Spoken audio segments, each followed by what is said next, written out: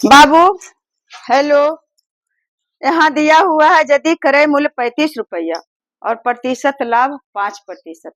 क्रय मूल्य दिया हुआ है, किसी वस्तु का क्रय मूल्य 35 रुपया और प्रतिशत लाभ दिया हुआ है 5%। तो विक्रय मूल्य निकालिए। क्रय मूल्य दिया हुआ है, प्रतिशत लाभ दिया हुआ है, तो विक्रय मूल्य निकालने के लिए कहता है। तो पहले नंबर निकाल लेंगे। तो क्या चीज निकालेंगे कि चूंकि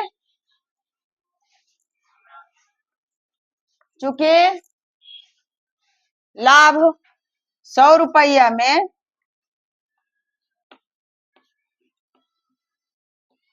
लाभ, प्रतिशत लाभ का मतलब हुआ है कि वह लाभ जो दिया हुआ है 100 रुपया में, तो 100 रुपया में लाभ होता है 5 रुपया। तो पहले निकाल लेंगे कि 1 रुपया में कितना लाभ होगा। तो 1 रुपया में लाभ होगा 5/100 रुपया।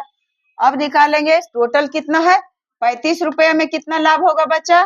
तो 35 रुपया में लाभ होगा 5/100 और गुने 35। अब क्या करेंगे, 20×5=100 और 4×5=20 और 7×5=35। कितना आ गया 7/4 रुपया। 7/4 रुपया क्या चीज आया है। 7/4 रुपया आया है लाभ। यानी लाभ बराबर कितना हुआ, 7 में 4 से भाग देंगे एक बार, 4 और 3 7 और यहाँ पॉइंट दिए 4 6 4 7 28।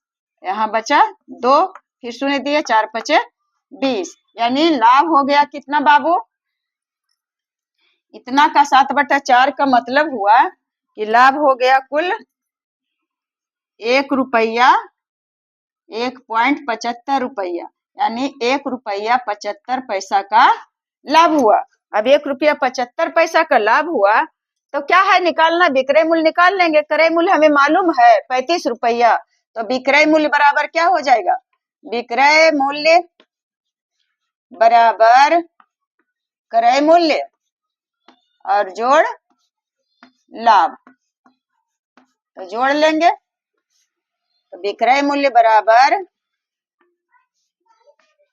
क्रय मूल्य है 35 रुपया और इसमें जोड़ लेंगे 1 रुपया 75 पैसा। तो जोड़ करके कितना आ गया, 35 रुपया 36 रुपया 75 पैसा हो गया क्रय मूल्य। तो बच्चे इस तरह से हम लोग क्रय मूल्य और विक्रय मूल्य कैसे आएगा उसे निकाल लेंगे, चाहे कितना का भी क्यों ना हो हम लोग निकाल लेंगे और बना लेंगे। तो अब मैं इसमें दूसरा क्वेश्चन देती हूँ और बताती हूँ बाबू, इसे अच्छी तरह से आप लोग समझ लीजिए। यहाँ दूसरा क्वेश्चन मैं देती हूँ।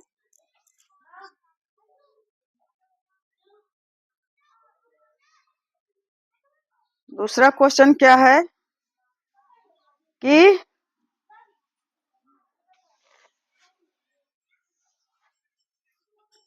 15% के लाभ पर 15% के लाभ पर 15% के लाभ पर एक वस्तु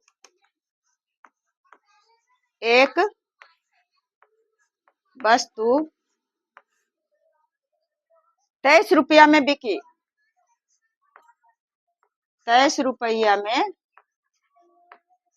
बिकी माने बिक गया। तो उसका क्रय मूल्य क्या होगा, उसका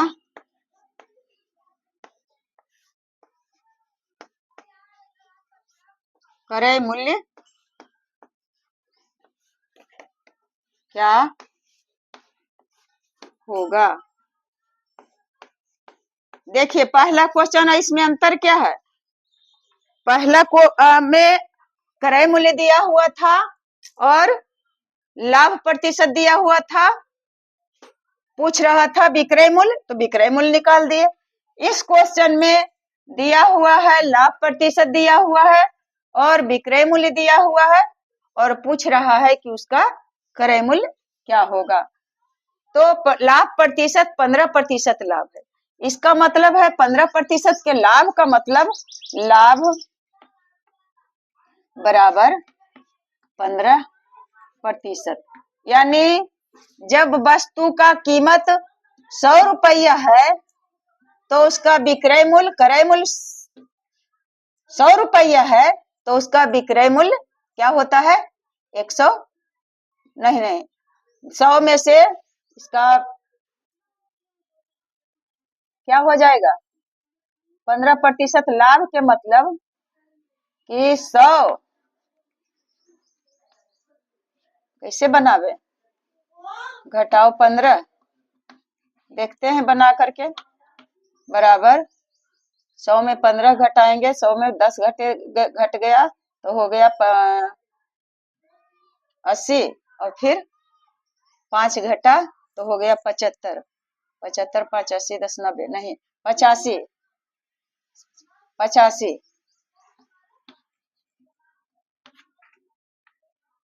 85 रुपया। यानी अब इसको ऐसे लिख सकते हैं कि चूंकि जब 15% लाभ है, इसका मतलब है कि 100 में लाभ हुआ है 15 रुपया का, तो 100 में जुट जाएगा तो कितना जाएगा बच्चा 115 रुपया। इसे लिखेंगे कैसे कि चूंकि जब विक्रय मूल्य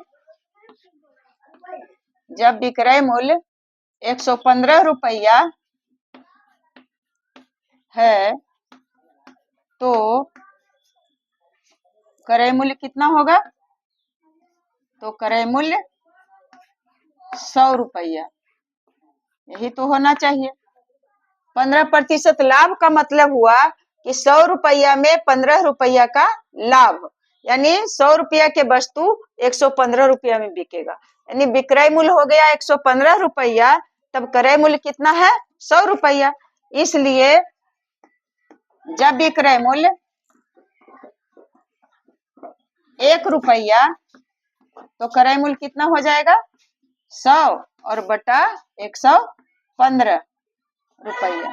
इसलिए जब विक्रय मूल्य कितना है 23 रुपया, जब विक्रय मूल्य 23 रुपया है तो क्रय मूल्य कितना हो जाएगा 100 बटा 115 है, इसे ऊपर करके लिखते हैं 100 बटा 115। और जब विक्रय मूल्य 23 रुपया तो हो जाएगा 100 बटा 115 और गुने 23 कितना हो जाएगा बच्चा 23 पचे 115 और 20 पचे 100 कितना आ गया 20 रुपया। 15% के लाभ पर एक वस्तु को 23 रुपया में बिके तो उसका क्रय मूल्य क्या था, तो आ गया क्रय मूल्य बराबर 20 रुपया। क्रय मूल्य 20 रुपया के वस्तु को बेचा गया है कितना में 23 रुपया में, तब इसको कितना का लाभ हुआ है 15% का लाभ हुआ है, यही हो गया आंसर। इस छोटे छोटे प्रश्न को आप जो एकदम सीधा और इजी प्रश्न को ही पहले बनाएंगे, उसके बाद पूर्णांक में रहेगा दशमलव में रहेगा, सब समझ में आ जाएगा। यहाँ 15% जोड़ दिए 100 में 15, इसलिए इसे विक्रय मूल्य निकाल लिए। विक्रय मूल्य बराबर 100 जोड़ 15 बराबर 115 रुपया।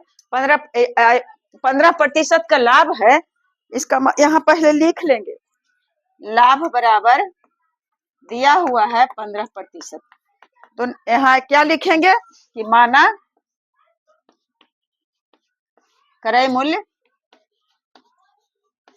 100 रुपया, तो जब 100 रुपया क्रय मूल्य है और 15% का लाभ है तो विक्रय मूल्य हो गया 100 और जोड़ 15 बराबर 115 रुपया। तो जब विक्रय मूल्य 115 रुपया है तो क्रय मूल्य कितना है? 100 रुपया है। 115 रुपया विक्रय मूल्य है तो क्रय मूल्य 100 रुपया, इसलिए जब भी क्रय मूल्य 1 रुपया है तो कम रहेगा क्रय मूल्य, तो 100 बटा 115। इसलिए जब भी क्रय मूल्य कहता है कि वस्तु 23 रुपया में बिकी, तो जब भी क्रय मूल्य 23 रुपया है तो क्रय मूल्य हो गया 100 बटा 115 गुने 23, काट कूट करके आ गया 20 रुपया। तो 20 रुपया हो गया। इस प्रकार से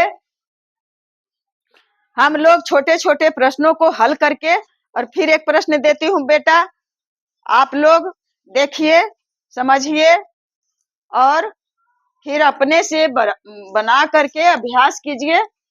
सब बुक में दिया हुआ है लाभ और हानि का, लाभ और हानि का बना लीजिएगा, क्योंकि यह तो कल जो बताए थे घातांक वाला, तो उसमें कमेंट किए थे यह जीवन में कभी काम आने वाला नहीं है।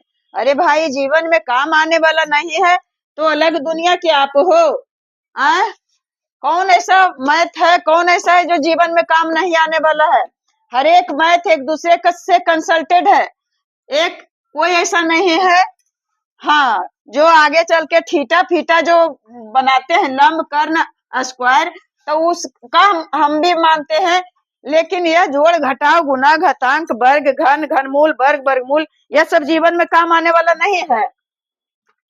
नहीं है तो कहना क्या जरूरी है, नहीं है तो नहीं देखेंगे बस।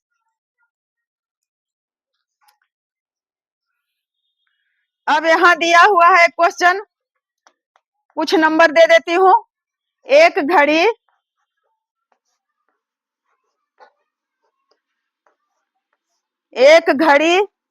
480 रुपया, 480 रुपया में खरीदने पर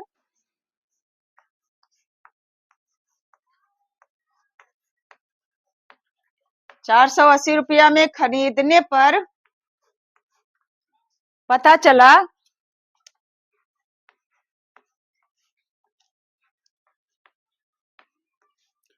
चला कि उसमें एक ऐब है।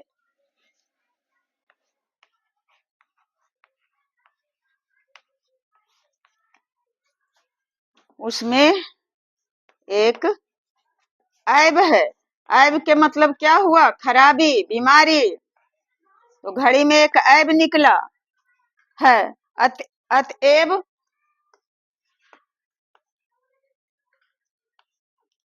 अतएव मतलब हुआ, इसलिए 15% घाटा सह करके 15% घाटा सहकर उसे बेच दिया गया।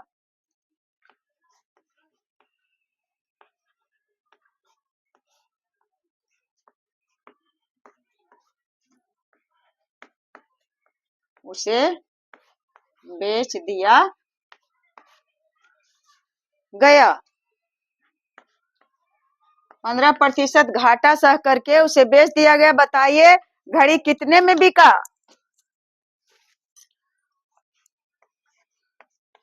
तो बताइए घड़ी कितने में बिका? प्रश्न देख करके हम लोग थोड़ा भी नहीं घबराएंगे, कुछ नहीं है, पहले प्रश्न को समझिए। तो एक घड़ी दिया हुआ है 480 रुपये में खरीदने पर, इसका मतलब है कि यह क्रय मूल्य है। घड़ी का क्रय मूल्य पहले लिख लेते हैं कि घड़ी का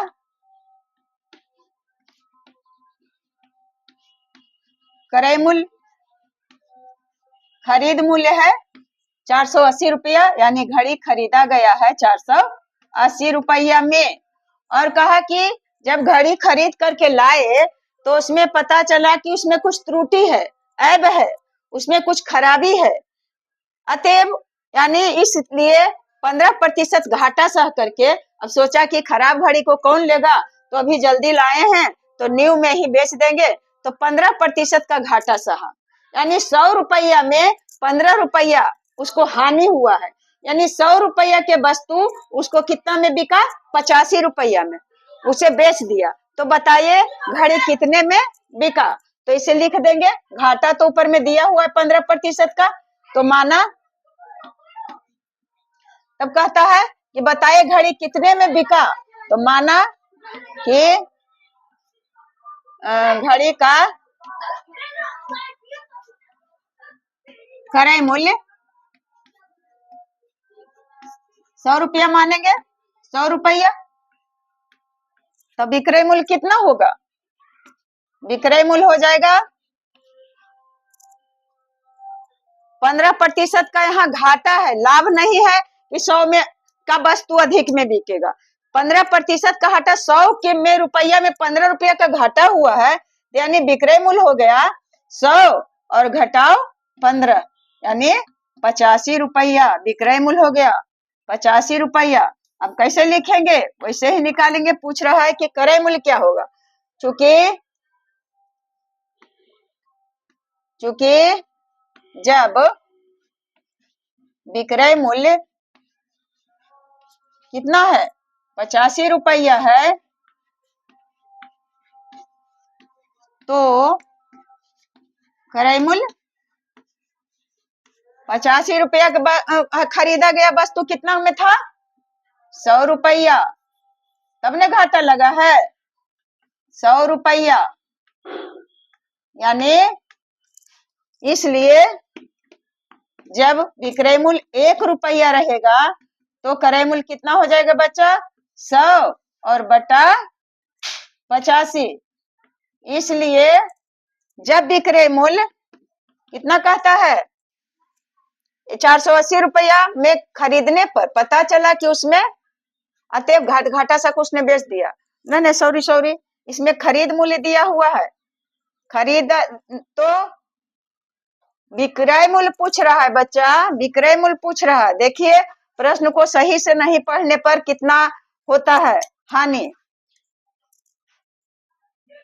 एक घड़ी 480 रुपये में खरीदा गया, खरीद मूल्य दिया हुआ है और प्रतिशत घाटा दिया हुआ है, और पूछ रहा है विक्रय मूल्य कि बताइए घड़ी कितने में बिका।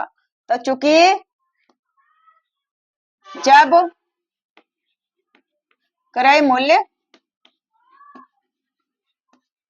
100 रुपया है तो विक्रय मूल्य कितना आया?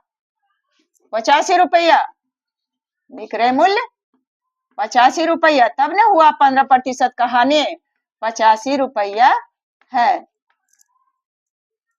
इसलिए जब क्रय मूल्य 1 रुपया है तो विक्रय मूल्य हो गया 85 और बटा 100 रुपया। इसलिए जब क्रय मूल्य 480 रुपया है तब विक्रय मूल्य कितना हो जाएगा? 85 बटा 100 और गुने 480। अब ये शून्य कट गया, 2 पचे 10 और 17 पचे 85 और 24 दूना 48। अब कितना हुआ बच्चा? 17 और गुने 24। अब 17 में 24 से गुना कर लेंगे, जितना होगा वही उसका क्रय मूल्य हो जाएगा। तो 17 और 24 में गुना करेंगे, 17 चौका 68 और फिर 17 दूने 34, 8 6 4 10 और 3 1 4, कितना हो गया? 400। 8 की 8 हो, 17 चौका 68, 17 दूनी 34, 8 की 8 6 4 10 3 1 4, 408 रुपया आया। 408 रुपया आ गया। क्या चीज पूछ रहा है? विक्रय मूल्य। यानी 480 रुपया के वस्तु को बेचना पड़ा ऐब के कारण 408 रुपया, तो उसे 15% का हानि हुआ, लॉस हुआ, नुकसान हुआ। तो इस तरह से हम लोग धीरे धीरे ऊंचाइयों की सीढ़ी पर चढ़ रहे हैं और पता चल गया होगा कि कैसे दिया हुआ रहेगा क्रय मूल्य, तो विक्रय मूल्य कैसे निकालेंगे? विक्रय मूल्य दिया हुआ रहेगा तो क्रय मूल्य कैसे निकालेंगे? प्रतिशत घाटा दिया हुआ रहेगा तब क्रय मूल्य कैसे निकालेंगे?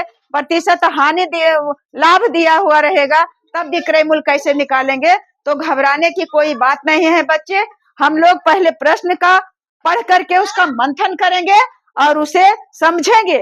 यदि प्रश्न समझ में आ जाएगा तो आप समझ जाइएगा, उसका नियम भी अपने समझ जाइएगा। Best of luck.